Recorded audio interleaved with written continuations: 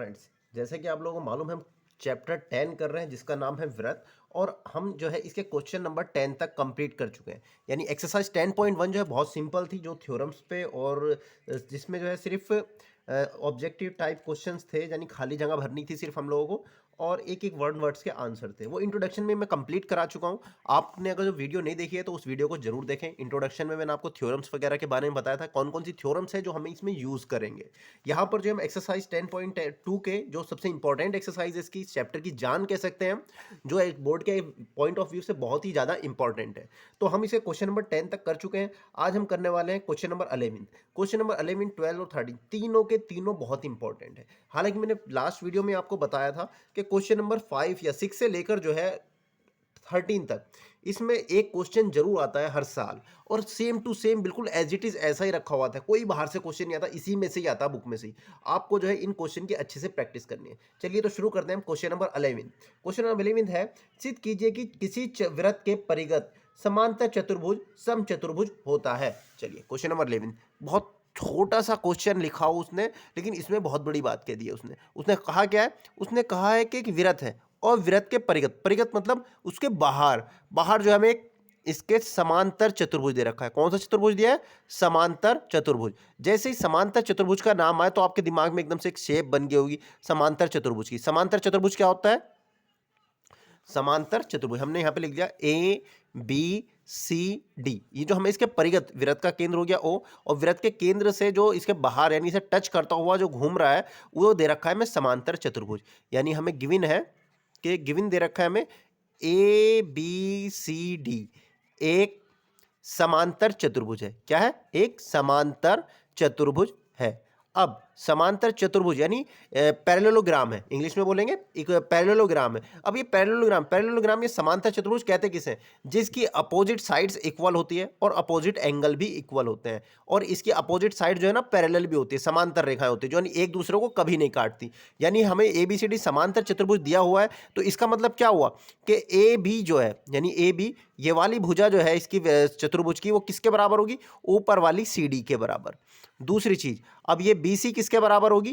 कि B C बराबर होगी हमारा ए डी के बराबर में होगी। ठीक है, बी सी ए बी जो है सी डी के बराबर और बी सी ए डी के बराबर, क्योंकि समांतर चतुर्भुज दे रखा है। समांतर चतुर्भुज की सामने सामने की भुजाएं बराबर होती है, यानी अपोजिट साइड्स इक्वल होती है और अपोजिट एंगल भी इक्वल होते हैं, एंगल ए एंगल सी के। लेकिन हमें एंगल से कोई लेना देना नहीं है, क्योंकि हमें प्रूफ क्या करना है? To prove. हम सबसे पहले क्वेश्चन में यही चीज लिखते हैं कि हमें गिवन क्या है, मतलब दे क्या रखा है, दिया क्या है, और हमें सिद्ध क्या करना है, यानी प्रूफ क्या करना है। हमें प्रूफ करना है कि ये जो चतुर्भुज बना है ए बी सी डी, ये सम चतुर्भुज है। कि हमें प्रूफ करना है ए बी सी डी एक सम चतुर्भुज है, एक सम चतुर्भुज है, सम चतुर्भुज है। अब इंग्लिश मीडियम वाले सम चतुर्भुज को क्या बोलते हैं? रोम्बस। सम चतुर्भुज को बोलते हैं रोम्बस। रोम्बस यानी जिसकी चारों साइडें इक्वल होती है, यानी ए बी। इसका मतलब क्या हुआ? हमें इसे प्रूफ करने के लिए क्या दिखाना पड़ेगा?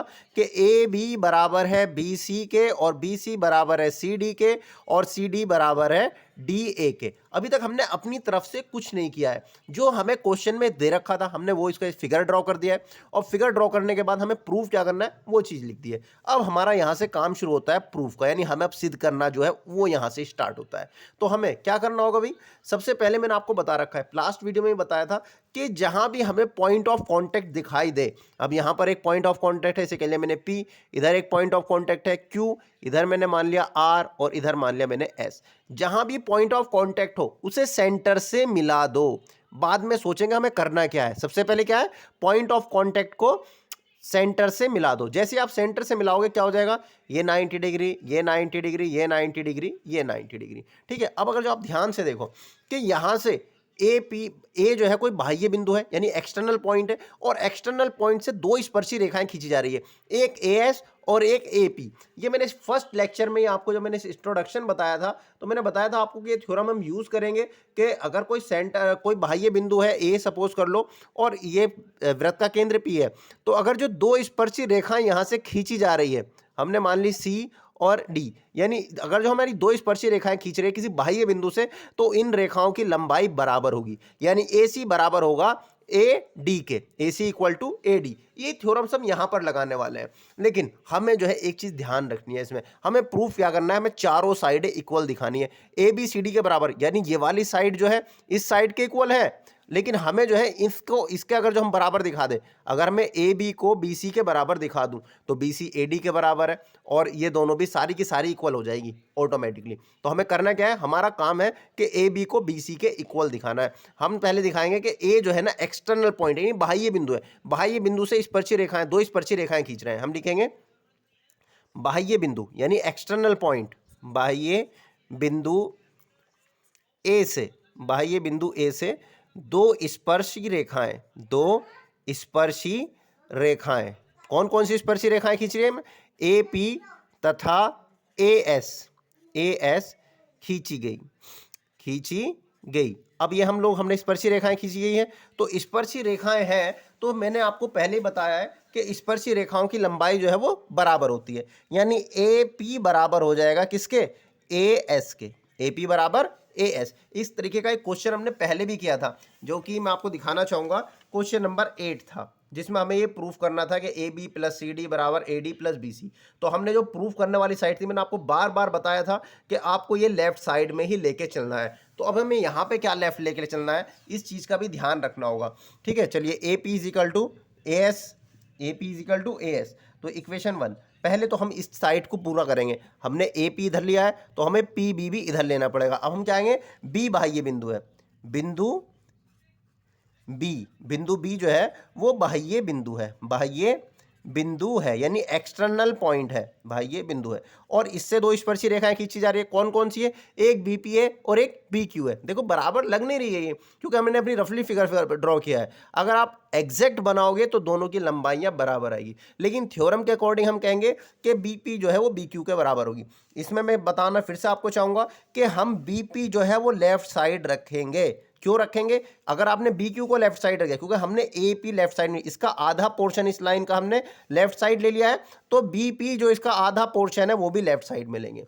B P is equal to B Q, बाकी की बाद में सोचेंगे हम, पहले हमें जो प्रूफ करना है उसे देख लें। हमने ये लंबाई जो है इसे ले लिया ए बी हमारी, अगर मैं इन दोनों को ऐड कर दूंगा तो मेरे पास पूरी की पूरी ए बी बन जाएगी, ठीक है। अब हम लेंगे बिंदु सी, बाह्य बिंदु है, बिंदु सी बाह्य बिंदु है, बिंदु सी बाह्य बिंदु है। ज्यादातर बच्चे मिस्टेक यही कर देते हैं कि वे जो है ना बी क्यू को इधर रख देते हैं, बी पी को इधर रख देते हैं, फिर बाद में जब इक्वेशंस को ऐड करते हैं तो वे घूम जाते हैं कि अब क्या होगा, और वो सॉल्व ही नहीं कर पाते फिर। तो बिंदु सी बाह्य बिंदु है। अब इसमें हम देखो, हमने जो है यहाँ पर सी क्यू, बी क्यू कहाँ पर है हमारा, इधर, बी क्यू लेफ्ट साइड में है, तो हमें जो ये सी क्यू है ना उसे राइट साइड लेना पड़ेगा, क्योंकि हमें पूरी बी सी बनानी है, नहीं बनानी। तो हम क्या करेंगे, इसे सी आर को तो हम लेंगे लेफ्ट साइड में, C R is equal to क्या कर देंगे हम, सी क्यू के, Q C R is equal to Q C R is equal to क्या कर देंगे, क्यू सी के। इक्वेशन बन गई हमारी ये थर्ड। अब इसी तरीके से हम बिंदु को डी को बाहर ले, बाह्य बिंदु लेंगे, बिंदु डी बाह्य बिंदु है, बाह्य बिंदु है। अब ये बाह्य बिंदु है तो इससे दो स्पर्शी रेखाएं खींची जा रही है, यानी दो टेंजेंट्स खींचे जा रहे हैं, कौन कौन से, एक डी आर और एक डी एस। तो हमारे पास डी आर सी आर है, सी आर लेफ्ट साइड में, यहां पर देखो सी आर हमने लेफ्ट साइड में ले रखा है, तो हमें डी आर को लेफ्ट साइड में लेना पड़ेगा, यानी D R is equal to हो जाएगा डी एस के। Equation number 4। अब हम क्या करेंगे, इन चारों समीकरणों को ऐड कर देंगे। क्या करेंगे, समीकरण यानी इक्वेशन 1 + 2 + 3 + 4, यानी हमने चारों इक्वेशन को जोड़ दिया। जब चारों इक्वेशन को जोड़ेंगे तो लेफ्ट साइड में क्या आ जाएगा, A P plus B P plus C R plus D R. हमने चारों साइड्स के जो लेफ्ट वाले थे ना, चारों इक्वेशंस के, उन सबको ऐड कर दिया। इसी तरीके चारों जो यहाँ पर है, इन चारों को ऐड कर देंगे, यानी क्या होगा, A S plus B Q plus Q C और प्लस डी एस, ठीक है। अब देखो, ए पी के आगे क्या आना चाहिए, पी बी। ए बी और बी पी ये दोनों मिलके क्या बना रहा है, ये बना रहा है मिलके ए बी, ठीक है। C R plus D R, C R plus D R ये मिलके क्या बना रहा है, सी डी। तो इसकी दोनों की जगह रख दिया मैंने C D is equal to, अब यहां पर है ए एस है, ए एस और ए एस में एस डी मिल जाए, ए एस यहाँ पर है और एस डी यहाँ पर है, इन दोनों को मिलके क्या बन गए ए डी, ठीक है। और equal to B Q plus Q C, B Q plus Q C, देखो B Q plus Q C दोनों मिल रहे हैं, तो इन दोनों को मिलके अगर जोड़ दे तो क्या बन रही है बी सी, तो ये बन गई बी सी। अब हम आएंगे यहां पर, मैंने शुरुआत में लिखा है कि ए बी इजिकल टू है सी डी के और बी सी इजिकल टू है ए डी के, क्योंकि हमें समांतर चतुर्भुज दे रखा है, यानी पैरेललोग्राम दे रखा है। पैरेललोग्राम की प्रॉपर्टी क्या होती है कि अपोजिट साइड्स इक्वल, तो यहां पर जो है हम ए बी की जगह हम क्या रख देंगे कि ए बी की जगह हमने रख दिया भाई C D plus C D is equal to. अब इसी तरीके से ये बी सी को ए डी को ऐसे रहने दो, A D plus B C किसके बराबर है, बी सी बराबर है ए डी के, तो बी सी की जगह हमने रख दिया ए डी, ठीक है, क्योंकि ये हमें गिवन में हमने पहले लिख रखा है। यहाँ पे ब्रैकेट में कॉमा लगा के ना आप, चूंकि यहाँ पे एक बॉक्स बना के एग्जाम में जरूर लिख देना कि ए बी बराबर है सी डी के और बी सी बराबर है ए डी के, ये हमने पहले गिवन में लिख दिया क्योंकि हमें समांतर चतुर्भुज दे रखा था ये। तो सी डी और सी डी कितना हो जाएगा 2CD is equal to A D और ए डी कितना हो जाएगा 2AD, 2 से 2 कैंसिल आउट हो जाएगा, यानी सी डी बराबर आ गया ए डी के। सी डी किसके बराबर आ गया ए डी के, यानी ये वाली लाइन सी डी जो है वो ए डी के बराबर आ गई, इन ये दोनों लाइनें बराबर आ गई। अब सी डी बराबर ए डी, सी डी किसके बराबर है ए बी के, तो हमने लिख देंगे ए बी बराबर होगा सी डी के, और सी डी किसके बराबर है ए डी के, और ए डी यहां से देखो ए डी किसके बराबर है बी सी के। ये तो हमें प्रूफ करना था कि चारों साइड बराबर है, ये A B equal to B C और C D equal to D है, तो ये चीजें प्रूफ हो गई है हमारे पास, तो हम लिख देंगे हैंस प्रूव्ड। हैंस प्रूव्ड, या हम लिख सकते हैं कि ए बी सी डी एक समचतुर्भुज है, यानी रोम्बस है, इसकी चारों साइडें इक्वल आ गई। ठीक है, समझ में आ गई सभी की, तो ये सवाल हमारा यहाँ पे कंप्लीट हो गया भाई। इसमें यही बात ध्यान रखनी है आपको, एक तो हमें प्रूफ क्या, हमें गिवन क्या है वो लिखा, प्रूफ क्या करना है ये दिमाग में रख लो, और हमें जो है इसकी हेल्प से, बाह्य बिंदु की हेल्प से हमने क्या करा कि जो एक साइड वाले, ये बात ध्यान रखनी है आपको, A P is equal to A S, B P is equal to B Q, अगर आपने पलटी मार दी ना तो आपका सवाल घूमता फिरेगा चारों तरफ और हो ही नहीं पाएगा। ठीक है, कंफ्यूज हो जाओगे आप लोग। ठीक है, तो आपको बस ये बात ध्यान रखनी है कि जैसे ए पी आधा पोर्शन हमने इधर लिया है तो पी बी का लेफ्ट साइड में आना चाहिए, जब हम बिंदु पी को बाह्य बिंदु लेना तो बी पी हम लेफ्ट साइड में रखेंगे।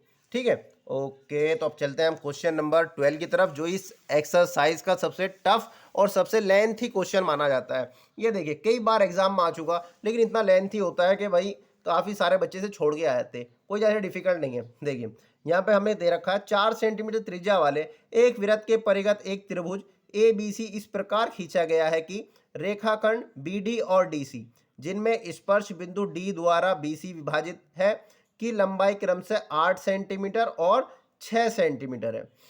भुजाएं ए बी और ए सी ज्ञात करनी है, हमें भुजा ए बी और ए सी, जो हमें फिगर दे रखा है सबसे पहले हम फिगर ड्रॉ कर लेंगे। हम कर रहे हैं क्वेश्चन नंबर 12, इस एक्सरसाइज का सबसे लेंथी सबसे बड़ा क्वेश्चन माना जाता है। ठीक है, क्योंकि इसमें हमें जो है तो सिंपल ही, लेकिन इसकी कैलकुलेशन काफ़ी टफ पड़ती, क्योंकि हमें इसमें हीरोन्स फार्मूला भी लगाना पड़ेगा, त्रिभुज के क्षेत्रफल से करना पड़ता है। तो ए बी सी हमें ये दे रखा है, यहाँ पर वृत्त का केंद्र ओ है, यहाँ से यहाँ तक ये बिंदु दे रखा है, एक स्पर्शी बिंदु डी है जो यहाँ से 6 सेंटीमीटर की लाइन दे रखी है हमें ये सी डी, और बी डी की बात करें हम तो ये दे रखी है 8 सेंटीमीटर। ठीक है, और हमें अब जब ये बाह्य बिंदु है, बी बाह्य बिंदु है, तो अगर मैंने इसे बिंदु को मान लिया पी और इस बिंदु को मान लिया मैंने क्यू, स्पर्शी बिंदु को, तो मैंने क्या बताया आपको, सबसे पहले जहां भी स्पर्शी बिंदु दिखाई दे तो आपको जो है ना वृत्त के केंद्र से मिला देना है। ये हमने मिला दिए स्पर्शी बिंदु। स्पर्शी बिंदु और स्पर्शी रेखा के बीच का बना कोण कितना होता है, यानी केंद्र से अगर जो हम वृत्त के स्पर्शी बिंदु को मिलाए तो ये 90 डिग्री बन गया, ये भी 90 डिग्री, ये भी 90 डिग्री। ठीक है, अब ये बाह्य बिंदु है, ये 8 सेंटीमीटर, तो इधर से इधर की कितनी हो जाएगी, ये भी 8 सेंटीमीटर हो जाएगी। अब यहाँ से यहाँ सी डी 6 सेंटीमीटर है, तो सी क्यू कितनी हो जाएगी, ये भी 6 सेंटीमीटर हो जाएगी। अब बिंदु ए बाह्य बिंदु है, हमें इसका पता नहीं है, अगर ये पता चल जाए तो हम 6 में 8 जोड़ देंगे, हमें ए सी का निकालना है, ए सी का आगे क्वेश्चन मार्क है, और ए बी निकालनी है, जो क्वेश्चन में पूछा गया, इन दोनों की चीज़ पता गई है। तो हमने सपोज कर लिया ए क्यू जो है एक्स है, तो अब ये एक्स है तो ऑटोमेटिकली ए पी भी एक्स हो जाएगी। अगर हमने एक्स की वैल्यू निकाल ले तो एक्स में 8 जोड़ देंगे ए बी आ जाएगा, एक्स में 6 जोड़ देंगे ए सी आ जाएगा, लेकिन एक्स निकालना यहाँ पे इतना आसान काम नहीं है।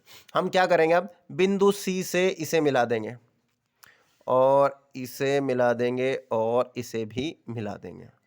अब अगर जो आप ध्यान से देखें, हमारे पास जो है ये त्रिभुज दे रखा है। जब त्रिभुज ये त्रिभुज दे रखा है, अच्छा वृत्त की त्रिज्या भी दे रखी है हमें, वृत्त की त्रिज्या दे रखी है हमें 4 सेंटीमीटर, यानी ये ओ डी 4 सेंटीमीटर हो गई, ये भी 4 सेंटीमीटर हो गई और ये भी 4 सेंटीमीटर हो गई।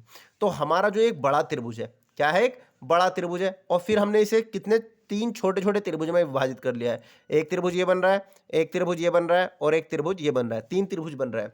तो हम क्या करेंगे, पहले बड़े त्रिभुज का क्षेत्रफल निकालेंगे हीरोन्स फार्मूले की हेल्प से।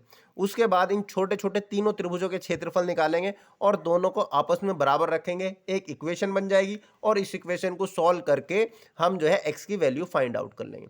चलिए अब हम करते हैं जो जो मैंने बताया आपको, वो चीज़ हम सॉल्यूशन में करते हैं। ठीक है, ये चीज़ तो समझ में आई होगी, बी बाह्य बिंदु है तो हमारा ये भी वो आ जाएगा। तो अगर जो हम देखें बी सी की लंबाई कितनी हो जाएगी त्रिभुज, अब हम ले रहे हैं त्रिभुज ए बी सी में, बी सी हो गई 6 + 8, 6 + 8 यानी 14 सेंटीमीटर। इसी तरीके से बी ए की बात करें हम, बी ए या बी ए हमारी यहाँ से यहाँ तक, तो ये हो जाएगी 8 + x, या हम कह देंगे x + 8 सेंटीमीटर। ठीक है, ये पूरी हो गई यहाँ से यहाँ तक। और अगर जो हम ए सी की बात करें तो ए सी कितनी हो रही है, x + 6, x + 6 सेंटीमीटर। ठीक है, तीनों भुजाएं दे रखी है। अगर जो हमें 3 भुजाएं दे रखी है, वृत्त का क्षेत्रफल फाइंड आउट करना है, तो हमें क्या लगाना पड़ता है, हम हीरोन्स फार्मूला लगाते हैं। तो भाई जो है पहले हीरोन्स फार्मूला क्या कहता है कि पहले हमें सेमी पेरीमीटर निकालना पड़ता है, या ना अर्ध परिमाप, जिसे किससे डिनोट करते हैं हम, एस से। एस क्या होता है कि a + b + c अपॉन में 2। ये पहली साइड को हम a मान लेते हैं, दूसरी साइड को b, तीसरी वाली को c। तो पहली साइड यानी 14 प्लस b की वैल्यू कितनी है, x + 8 प्लस c की वैल्यू कितनी है हमारे पास, x + 6 अपॉन में 2। तो इस तरीके से इन्हें जोड़ लेंगे हम, 14 जो नंबर है वो जुड़ जाएंगे, x और x जोड़ देंगे, हो जाएगा 2x प्लस बाकी नंबर जुड़ेंगे, 8 से 14, 14 और 14 28 अपॉन में 2 से इसे काटेंगे तो एलसीएम 2 कॉमन बाहर निकल के इससे कट जाएगा, तो ये हो जाएगा x + 14, 2 × 2 और 2 से इसे काटेंगे तो 14, तो x + 14 आ जाएगा। ये आ गई हमारी s की वैल्यू, अर्ध परिमाप की वैल्यू। अब हम बाई हीरोन्स फार्मूला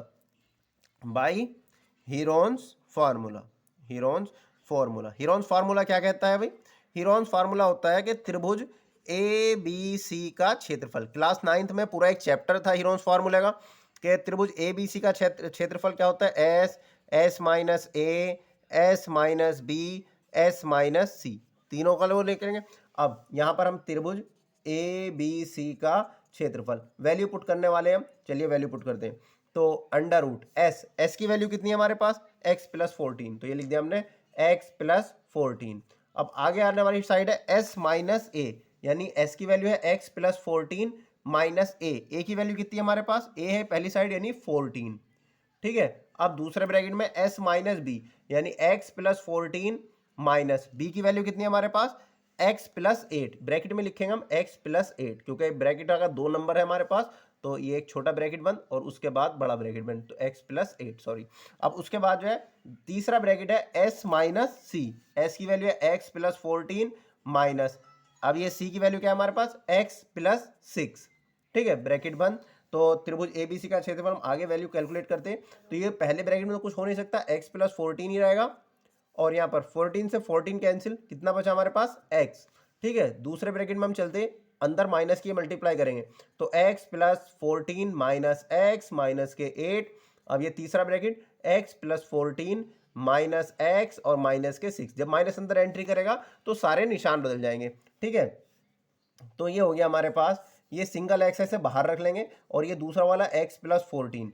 दूसरे ब्रैकेट में क्या आएगा कि भाई यहाँ पर x कितना हो जाएगा, 2x, और यहाँ पर प्लस का 14 है माइनस का 8, तो बचेगा प्लस का 6। अब आगे देखते हैं हम, यहाँ पर हमारे पास क्या कि यहाँ पर है भाई x, यहाँ पर x से x कैंसिल, सॉरी यहाँ पर भी x कैंसिल हो, एक प्लस का x माइनस का x, तो हमारे पास सिर्फ 6 बचेंगे प्लस के 6। अभी गड़बड़ हो जाती क्योंकि देखो एक प्लस का x है माइनस का x कैंसिल, यहाँ पे ही प्लस का x है माइनस का x, ये भी कैंसिल, तो बचेगा कितना, बचेगा सिर्फ हमारे पास 8, प्लस का 8, क्योंकि प्लस के 14 है प्लस माइनस के 6, 8 छंग हो जाएंगे 48, यानी ये अंडर रूट में 48 ब्रैकेट में 48x और ब्रैकेट में x + 14, ठीक है, ये हमारे पास आ गया 8 छंग 48 हो गया, और ये वाला जो हमारा x है ये x आ गया हमारा ये, और उसके बाद x प्लस 14, ये त्रिभुज ए बी सी का क्षेत्रफल आ गया, ए बी सी का क्षेत्रफल। ठीक है, ये तो हमने लगाया हीरोन्स फॉर्मूले से। अब हम इसी त्रिभुज का क्षेत्रफल किसी और तरीके से फाइंड आउट कर सकते हैं क्या? हाँ जी कर सकते हैं। हम जो है इस त्रिभुज को 3 पोर्शन में डिवाइड कर लेंगे। पहला त्रिभुज ओ सी बी, ठीक है, हम क्या ले रहा है, त्रिभुज ओ सी बी का क्षेत्रफल, ओ सी बी का क्षेत्रफल। अब देखो इसमें जो है हमें ये परपेंडिकुलर गिरा हुआ है, यानी क्लास 6 वाला फार्मूला लाएंगे। फार्मूला क्या होता है, 1/2 बेस इंटू हाइट। बेस कौन सा होता है, जिसके ऊपर परपेंडिकुलर गिरा होता है। परपेंडिकुलर किस पे गिरा है, बीसी पे गिरा है, और बीसी की लंबाई कितनी है हमारे पास, 8 और 6 14, यानी 1/2 इंटू 14 इंटू एच। एच कितनी है हमारे पास, 4, 2 से काटेंगे, 2 सत्ते 14, 7 चौक कितने हो जाएंगे, 28 सेंटीमीटर स्क्वायर। ये हमारे पास त्रिभुज ओबीसी नीचे वाले का क्षेत्रफल आ गया। अब हम जो है इसी तरीके से त्रिभुज ओ बी ए का क्षेत्रफल निकालेंगे।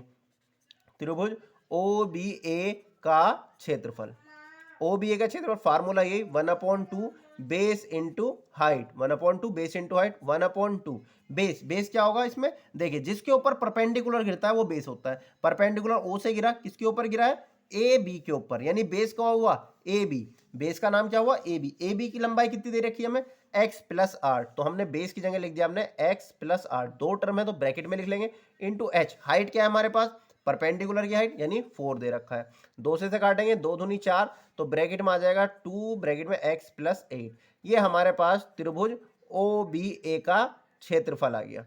ठीक है, यानी area of triangle O B A. अब हमारे पास तीसरा वाला रह गया, तीसरा वाला का आंसर रह गया ओ सी ए या ओ ए सी। तो हम इसका निकालेंगे। अब लाइन खींच देते हैं हम ताकि सेपरेट सेपरेट दिखाई दे दोनों चीजें। तो अब हम तीसरे त्रिभुज त्रिभुज त्रिभुज ओ ए सी का क्षेत्रफल, त्रिभुज ओ ए सी का क्षेत्रफल। तो त्रिभुज ओ ए सी का क्षेत्रफल क्या होगा, 1/2 बेस इंटू हाइट, वही 6 वाला फार्मूला अपना, 1/2। अब ओ ए सी में बेस कौन सा होगा, बेस होता है मैंने आपको बताया जिसपे परपेंडिकुलर गिरता है। परपेंडिकुलर यहां से हमने गिराया 4 सेंटीमीटर का, इसके ऊपर 90 डिग्री, तो बेस कौन सा हुआ, ए सी। ए सी की लंबाई कितनी है भाई, x प्लस 6, ये हमने निकाली हुई है, x प्लस 6। तो यहाँ पे हम लिख देंगे ब्रैकेट में x प्लस 6, और हाइट हमारी वही है, वृत्त की त्रिज्या यानी 4 सेंटीमीटर। 2 से काटेंगे, 2 दूनी 4, तो ब्रैकेट में ये आ गया 2 ब्रैकेट में x प्लस 6। ये त्रिभुज ओ ए सी का एरिया आ गया, यानी क्षेत्रफल आ गया। अब त्रिभुज ए बी सी का क्षेत्रफल, ए बी सी का क्षेत्रफल, ए बी सी यानी जो हमारा पूरा त्रिभुज है ना, उसका क्षेत्रफल वो किसके बराबर होगा, जो हमने ये 3 क्षेत्रफल निकाले ना छोटे छोटे भाई। एक तो निकाला हमने ओ सी बी, ये 28, एक निकाला हमने 2x प्लस 2, और एक तीसरा निकाला ये, इन तीनों त्रिभुज के क्षेत्रफल के बराबर होगा। तो हमने त्रिभुज ए बी सी का क्षेत्रफल बराबर क्या होगा, त्रिभुज ओ सी बी का क्षेत्रफल, ओ सी बी का क्षेत्रफल, और प्लस प्लस क्या होगा, त्रिभुज ओ बी ए का क्षेत्रफल, त्रिभुज ओ बी ए का क्षेत्रफल। त्रिभुज देखो ओ बी सी का हमारे पास ओ सी बी का क्षेत्रफल, और ये क्षेत्रफल और ये वाला, इन तीनों को हम जोड़ देंगे, ऐड कर देंगे, तो ए बी सी बन जाएगा। ये 3 पोर्शन थे, इन तीनों को ऐड कर देंगे, तीसरा वाला बड़ा वाला बन जाएगा। प्लस तीसरा वाला है हमारा त्रिभुज ओ ए सी का क्षेत्रफल, त्रिभुज ओ ए सी का क्षेत्रफल। अब तीनों की वैल्यू रखेंगे। त्रिभुज एबीसी का क्षेत्रफल ये हमने हीरोन्स फार्मूले से निकाला था बड़ा वाला, तो वो कितना था, √48x ब्रैकेट में x प्लस 14। तो यहाँ पर त्रिभुज एबीसी की जगह हम रख देंगे 48x और ब्रैकेट में x प्लस 14, ठीक है, इजिकल टू त्रिभुज ओसीबी। ओसीबी का क्षेत्रफल हमने कितना निकाला है, 28, तो ये हो गया 28 प्लस त्रिभुज ओ बी ए का क्षेत्रफल ये निकाला है हमने कितना, 2 ब्रैकेट में x प्लस 8, तो यहां पर हम रख देंगे 2 ब्रैकेट में x प्लस 8, प्लस तीसरा है हमारा त्रिभुज ओएसी का क्षेत्रफल। त्रिभुज ओएसी का क्षेत्रफल हमने ये निकाला है कितना है, 2 ब्रैकेट में x प्लस 6, ठीक है। अब हम इसे कैलकुलेट करेंगे। 48 में से देखो 12 चौक 48 होते हैं, 12 चौक 48, तो हमारे पास 4 यानी 2 बाहर निकल जाएगा, और ब्रैकेट में रह जाएगा 12x ब्रैकेट में x प्लस 14। 12 चौक 48, 2 अंदर जाएगा। यहाँ पर जो है हम इसमें सब में देखो 2 कॉमन आ रहा है, 2 कॉमन निकालेंगे, ब्रैकेट में क्या बचेगा, 14 plus x plus 8 plus x plus 6, इस 2 से ये वाला 2 कैंसिल आउट कर देंगे। तो अभी आगे हमारे पास क्या बचा, square root 12x plus x plus 14 is equal to, यहाँ पर x और x कितना हो जाएगा 2x, और 8 और 6 14, 14 14 28 यानी 28। अब हम क्या करेंगे, यहाँ से 2 कॉमन ले लेंगे, तो ये हो गया अंडर रूट 12x ब्रैकेट में x प्लस 14, यहाँ से 2 कॉमन लिया, ब्रैकेट में क्या बचा x प्लस 14। अब हमारे पास स्क्वायर रूट आ रहा है, हम क्या करेंगे स्क्वायरिंग बोथ साइड, क्या करेंगे स्क्वायरिंग बोथ साइड, यानी दोनों पक्षों का वर्ग करने पर, हिंदी वाले बोलेंगे दोनों पक्षों का वर्ग करने पर। स्क्वायरिंग बोथ साइड, जब स्क्वायरिंग करेंगे तो होगा क्या, दोनों तरफ स्क्वायर चढ़ जाएगा, under root 12x x plus 14 के ऊपर power 2 is equal to 2 bracket में x प्लस 14 का होल स्क्वायर। जब हम होल स्क्वायर करेंगे तो होगा क्या कि यहाँ से स्क्वायर रूट हट जाएगा और ये हो जाएगा 12x और ब्रैकेट में x प्लस 14। जब यहाँ पर हम स्क्वायर रूट खोलेंगे तो 2 का स्क्वायर हो जाएगा 4 और ये हो जाएगा x प्लस 14 की पावर 2। x प्लस 14 यहाँ पर है, x प्लस 14 यहाँ पर, सबके सब मल्टीप्लाई में, तो ये इससे कैंसिल आउट हो जाएगा। 4 से काटेंगे, 4 तिया 12 हो जाएगा, यानी यहाँ पर हमारे पास बचा 3x और इजिकल टू में हमारे पास क्या बचा x प्लस 14। अब हमें x की वैल्यू फाइंड आउट करनी है, x को इधर ले आएंगे तो 3x प्लस x जब इधर आएगा कैसे हो जाएगा माइनस का x is equal to 14। 3x में से x जाएगा कितना बचेगा 2x इज इक्वल टू 14। तो 2 से जब हम x से डिवाइड करेंगे तो x की वैल्यू कितनी आ जाएगी, तो x बराबर आ जाएगा 14/2, 2 सत्ते 14, x बराबर हमारे पास आ गया 7। हमें बस x की वैल्यू की तलाश थी। जैसे x की वैल्यू आई तो हमें कौन सी वैल्यू साइड निकालनी थी, हमें निकालनी थी ab। ab हमारे पास कितनी थी, ab थी x प्लस 8 यानी हो जाएगा 7 प्लस 8, ये हो गया 15 सेंटीमीटर। ठीक है, उसके बाद हमें निकालनी थी ac हमारे पास कितनी थी x प्लस 6, तो x की वैल्यू कितनी है हमारे पास 7 प्लस 6, तो ये हो गया 6 दूनी 12 और 1 13 सेंटीमीटर। ठीक है, इस तरीके से ये हमारा सवाल कंप्लीट हो गया। एक बार मैं फिर से आपको समझाऊंगा, काफ़ी लेंथी बड़ा क्वेश्चन है, देखिए बोर्ड में कम से कम 3 से 4 पेजेस भर जाते हैं इसे कंप्लीट करने के लिए। आपको बहुत ही स्पीड के साथ करना होगा ये क्वेश्चन, तभी आप कर पाएंगे, और काफ़ी बार आ चुका है ये क्वेश्चन। ठीक है, देखिए मैं बताना चाहूँगा किस तरीके से किया हमने, कि हमें एक ट्रायंगल दे रखा है, उसके ऊपर एक अंदर एक वृत्त है, और वृत्त यानी सर्कल की त्रिज्या में यानी रेडियस 4 सेंटीमीटर दे रखी है, और कुछ साइड दे रखी है CD और BC, ये बाह्य बिंदु है। तो यहाँ पर हमें ज़्यादा थ्योरी लिखने की जरूरत नहीं है, क्योंकि थ्योरी अगर हम लिखेंगे तो हमारा क्वेश्चन छूट जाएगा, क्योंकि बोर्ड का पेपर काफ़ी लेंथी होता है। तो आप जो है डायरेक्ट दिखाएंगे कि ये बाह्य बिंदु 8, तो यहाँ पे फिगर में दिखा देंगे ये भी 8, ये 6 है तो ये भी 6 हो गया, हमने ये लेट कर ली x, तो ये नीचे वाली भी x हो जाएगी। तो इस तरीके से हमारी ABBC तीनों की वो आ गई। अब हमने क्या करा, बड़ा वाला त्रिभुज का क्षेत्रफल निकाला हीरोन्स फार्मूले की हेल्प से। पहले S निकाला, फिर S minus A, S minus B, S minus C से करके जो है हमने त्रिभुज ABC का क्षेत्रफल निकाल लिया। फिर हमने क्या करा, इस त्रिभुज को 3 पोर्शन में डिवाइड कर दिया कि ये नीचे वाला त्रिभुज। अब त्रिभुज का क्षेत्रफल क्या होता है, 1/2 आधार गुणा ऊंचाई। जब हमें ऊंचाई दे रखी हो यानी हाइट गिवन हो तो हम बेस इंटू हाइट लगाएंगे, 1/2 बेस इंटू हाइट। तो अब हमें बेस का ध्यान रखना है, बेस कौन सा होता है जिसके ऊपर परपेंडिकुलर गिरता है। तो यहाँ से O से इसके ऊपर परपेंडिकुलर गिर रहा था, तो ये BC इसका बेस हो गया। तो BC कितना है हमारे पास 14, BC हमने निकाल रखा है कितना है 14। यहाँ पे BC की जगह यहाँ पे त्रिभुज AOC भी ले रहा है, तो BC है 14 × 4, हाइट तो 4 ही आएगी। तो हमने इस त्रिभुज का निकाला, दूसरे त्रिभुज का निकाला, और उसके बाद तीसरे त्रिभुज का क्षेत्रफल निकाला, और जो तीनों त्रिभुज को जोड़ेंगे तो हमारा क्या बन जाएगा, त्रिभुज ABC का क्षेत्रफल बन जाएगा। ABC की वैल्यू रखी, कैलकुलेट करा, और यहाँ पर आप ज़्यादा जल्दी मत करना कैलकुलेशन में, आप जो कॉमन निकल रहा है कॉमन निकाल के पहले काटते जाना, नहीं तो क्वाड्रेटिक इक्वेशन बन जाएगी, वो लेंथी हो जाएगा। आपने मल्टीप्लाई वगैरह कर दी, मल्टीप्लाई करने के लिए जल्दी नहीं करनी है। ठीक है, कभी आप x की मल्टीप्लाई कर दो, इधर हो जाएगा उससे भी, लेकिन थोड़ा सा लेंथी हो जाएगा। फिर क्वाड्रेटिक इक्वेशन चैप्टर 4 का भी यूज़ करना पड़ेगा आपको। तो आपने सिंगल ही यूज़ करा अपना सिंपल, देखो मैंने मल्टीप्लाई कहीं नहीं करी, मैं कॉमन निकालता रहा बस। कॉमन निकाल के जो कट रहा है उसे काटते रहो, स्क्वायरिंग करो। स्क्वायर रूट हमारे स्क्वायर रूट प्रॉब्लम करेगा, तो स्क्वायर रूट हटाओ, और स्क्वायर रूट हटाने के बाद डायरेक्ट x प्लस 14 से x प्लस 14 काट दिया हमने, x प्लस 14 बचा, फिर इससे हमारी x की वैल्यू आ गई सिंपली, और हमारा क्वेश्चन सॉल्व हो गया। उम्मीद करता हूँ आपकी समझ में आया होगा। एक बार इसे जरूर प्रैक्टिस करके देखें, और स्पीड बढ़ाएं इस क्वेश्चन में। गलती होने के चांसेस थोड़े से ज़्यादा रहते हैं, क्योंकि स्क्वायर रूट देख कर आप बच्चे डर जाते हैं, तो डरना नहीं है, बस सॉल्व करते जाना है, आंसर अपने आप मिल जाएगा। Thank you.